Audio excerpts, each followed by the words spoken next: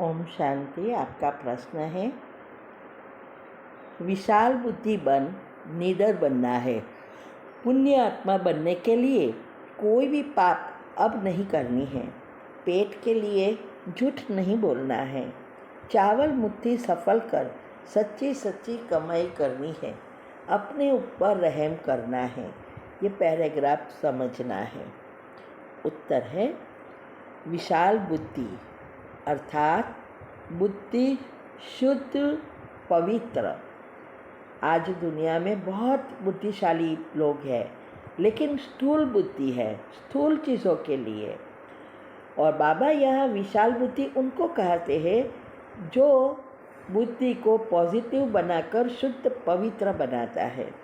और जब हमारी बुद्धि शुद्ध पवित्र बनती है, हमारे सातवें चक्र के लेयर्स पॉजिटिव बन जाते हैं, तो ऑटोमेटिक लीडर बन जाते हैं। और हमारा पुरुषार्थ ही यही है। कोई चीज़ में डर नहीं है। नेगेटिव है तो डर है, पॉजिटिव है तो निडर है। इसीलिए बाबा ने कहा कि बुद्धि को विशाल बनाने हैं, शुद्ध पवित्र बनाना है, तभी हम अपने कर्म को सुधार सकते हैं। गीता में बहुत अच्छी रीति समझाया है कि हर सेकंड आपकी बुद्धि मन को फॉलो करती रहती है। मन में जो विचार आया उस अनुसार बुद्धि कर्म करेगी। लेकिन जब बुद्धि शुद्ध पवित्र बनती है, तब मन बुद्धि को फॉलो करेगा। माना बुद्धि जो कहेगी वो मन करेगा। उसमें मन जो कहता है वो बुद्धि करती है। लेकिन बुद्धि शुद्ध बनती है तो फिर मन बुद्धि को फॉलो करके हम अपने कर्म को बदल सकेंगे। क्योंकि हर सेकंड हमारे जन्म जन्मांतर के जो पाप है, नेगेटिव एनर्जी बनी हुई है, उस अनुसार कर्म की भोगना अच्छी या बुरी आने वाली है। लेकिन उस समय अगर हमारी बुद्धि शुद्ध पवित्र है तो हम उस आए हुए पेपर को पास कर कर्म को पुण्य कर्म में बदल सकेंगे। कर्म की कुछ गति जो बाबा ने आके सूक्ष्म गति समझाई और ड्रामा का ज्ञान यूज़ करके ही हम अपने पर कर्म को बदल सकते हैं। इसीलिए बाबा ने कहा कि कर्म की गति को अच्छी रीति समझो। पेट के लिए झूठ नहीं बोलना है। आज झूठ छोटी छोटी बातों में हो रहा है। दुनिया वाले को तो पता ही नहीं है कि ये क्या कर्म बन रहे हैं, या उनको ही भुगतना पड़ेगा। कोई भागीदार नहीं होता है।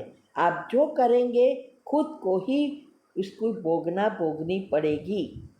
इसीलिए बाबा कहते हैं ये पेट को तो 2 रोटी ही चाहिए, लेकिन आज इसके लिए झूठ तो बोलते हैं। लेकिन खास करके झूठ आजकल हमारे पेटारे सब बैग्स भरने के लिए, कपबोर्ड भरने के लिए, अभिमान के लिए अभी हम झूठ बोल रहे हैं। इसीलिए बाबा तो पेट के लिए भी झूठ बोल रहे हैं कि ना बोल रहे हैं। इसीलिए बाबा कहते हैं हर चीज़ को अच्छी रीति उपयोग करना है। क्योंकि जो कुछ हमें मिला है वो सब हमारे कर्मों के हिसाब से मिला है। लेकिन सदुपयोग करना या दुरुपयोग करना यह हमारी बुद्धि पर निर्भर होता है। अगर हम सदुपयोग करते हैं, हर चीज़ बाबा के कार्य में सफल करते हैं। इसीलिए 7 पत्ते का बेली पत्र और 11 आध्यात्मिक रीति से रोज करनी है, तब हम सफल कर सकेंगे। इसीलिए बाबा कहते हैं एक एक पैसे का भी हमें उपयोग करना है, एक एक विचारों का, सभी चीज़ों का सदुपयोग करना सीखना है। तब हमारे अंदर पुण्य का खाता बढ़ेगा, सच्ची कमाई होगी। अपने आप ही खुद पर ही रहम करना है। आशीर्वाद कहो या रहम कहो, कोई किसी को नहीं दे सकते। हमें खुद को ही अपने हाथ अपने सिर पर रखकर हमें अच्छे या बुरे आशीर्वाद या बद्दुआएं देकर हमारा भाग्य अच्छा या बुरा बना सकते हैं। इसीलिए बाबा ने जो विधि बताई है वो हम फॉलो करते हैं, और हम आप सबको बता रहे हैं वो फॉलो करो और आगे बढ़ो। ओम शांति। ओम शांति। आपका प्रश्न है, बेहद की वैराग्य वृत्ति द्वारा इच्छाओं के वश परेशान आत्माओं की परेशानी दूर करो, ये स्लोगन समझना है। उत्तर है, एक है हद की वैराग्य वृत्ति और दूसरी है बेहद की। दुनिया में साधु संत वगैरह भगवान को प्राप्त करने के लिए घर बार छोड़कर चले जाते हैं, संन्यास लेते हैं। तो ये घर बार छोड़ दिया, लेकिन मन बुद्धि तो घर दुनिया में ही रही, मन बुद्धि तो नहीं छूटी। और बेहद का वैराग्य जो है वो हमारा है कि हमें रहना है घर गृहस्थ में, सबके साथ रहना है, सबके साथ कोई भी हिसाब किताब है चुकतू कर कर्म को परिवर्तन करना है और मन बुद्धि से डिटैच होना है। यहाँ एकदम उल्टा है, ये है बेहद की वैराग्य वृत्ति, सारी विश्व से मन बुद्धि को हटाना।